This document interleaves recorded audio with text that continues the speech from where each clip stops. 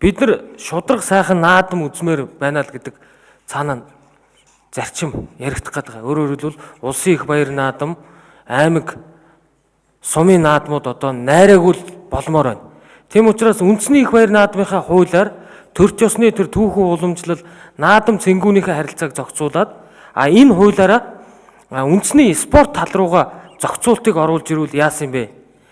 Зөрчлийн тухай хуулийн 6-гийн 13 одоо шинжилсэн хариулга хэлбэрээр орж ирчээд байгаа энэ хуулийн дээр энэ биеийн тамирын спортын харилцаанд дах 6 төрлийн бие даасан зөрчлийг энэ хуулиар зохицуулахаар орж ирсэн байна.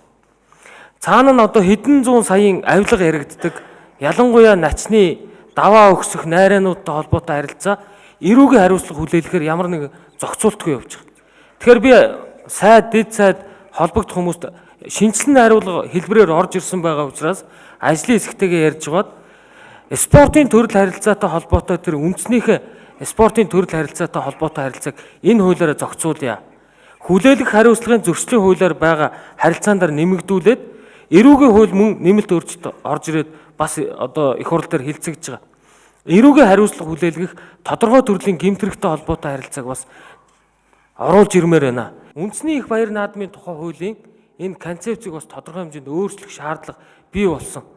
Наривчсан зохицуул шаардлагатай. Жалга довны үзэл гаргадаг аймаг орон нутагт өөр аймаг орон нутгийн хүмүүсийг барилдуулахгүй хоригдсон ийм энэ зохицуултууд байгаа учраас үндэсний их баяр наадмын тухай хуулийн агуулгад бас тодорхой хэмжээнд өөрчлөлт оруулъя гэдэг гишүүдийн төвшөнд хууль боловсруулъя гэдэг зүйл ярьж байгаа.